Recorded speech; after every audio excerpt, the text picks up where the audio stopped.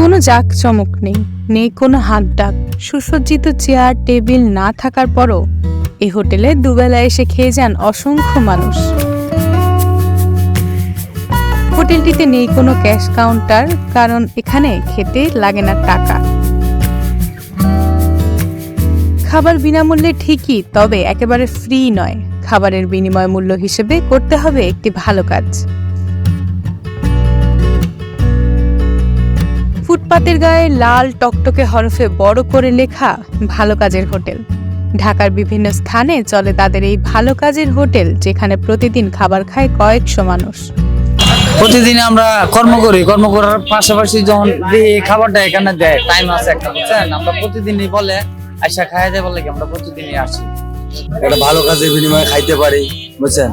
আমরা এটা অনেক দিন ধরে খাইতেছি, এসে নতুন করে না, প্রায় বছর যাবত পার হয়ে যাচ্ছে খাই। এটা মহৎ কাজ করতেছে, তাই যারা এই খাবারের উদ্যোগ নিয়েছে, সাহায্য সহযোগিতা করছে, তাদেরকে সবাইকে ধন্যবাদ জানাচ্ছি। রোজ বেলা 1:30 বাজতেই ভ্যানে করে খাবার নিয়ে সেই হোটেলে পৌঁছান কয়েকজন স্বেচ্ছাসেবক। তাদের কাছে এসে ভ্যান থেকে খাবারের প্যাকেট তুলে নিয়ে বিলি করতে শুরু করে তরুণ তুর্কির দল। খাবার তুলে দেওয়ার আগে অতিথিদের করা হয় দুটি প্রশ্ন: আপনার নাম এবং আজ আপনি কি ভালো কাজ করেছেন।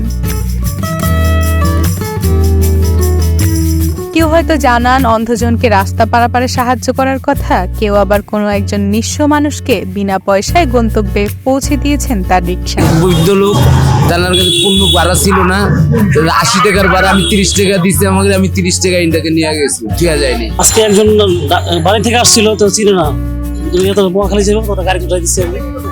আগত অতিথিদের বেশভূষায় খানিকটা পরিচয় পাওয়া যায় তাদের অর্থনৈতিক অবস্থারও। কেউ কেউ রেল স্টেশনের কুলি, কেউ রিক্সা চালক, কেউ এমনি অসহায় পথচারী, কেউ বা ভবঘুরে।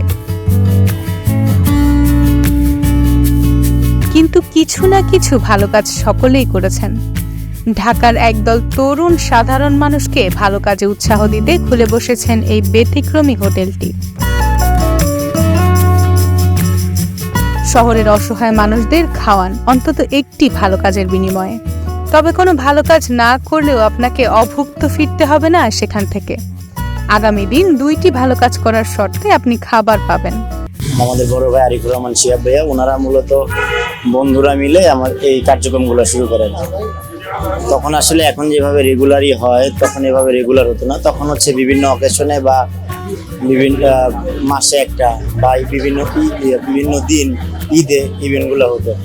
এরপরে যখন 2019 সালে করোনা শুরু হলো, তখন থেকে মূলত আমরা আমাদের কার্যক্রমগুলোকে রেগুলারই করা শুরু করলাম। টোটাল 10টা পয়েন্ট, ঢাকার বাইরে চট্টগ্রামে আমাদের একটা পয়েন্ট আছে, ওইখানেও আমরা খাবার দিয়ে থাকি। জানা যায় ইউথ ফর বাংলাদেশ গ্রুপ থেকে ডেইলি 10 মেম্বার নিয়মে এই কাজ চালান তারা। সদস্যরা সংগঠনের তহবিলে রোজ 10 টাকা করে জমা দেন। আমাদের প্রায় 3000-এর উপরে ডেইলি 10 মেম্বার আছে। এই মেম্বাররা প্রতিদিন নিজেদের কাছে 10 টাকা করে রাখে, মাসে 300 টাকা হয়। এই টাকাগুলো আমরা কালেক্ট করি। আর এর বাইরে আমাদের কিছু শুভাকাঙ্ক্ষী আছে, তারাও আমাদেরকে বিভিন্ন সময় বিভিন্নভাবে সাপোর্ট দেয়।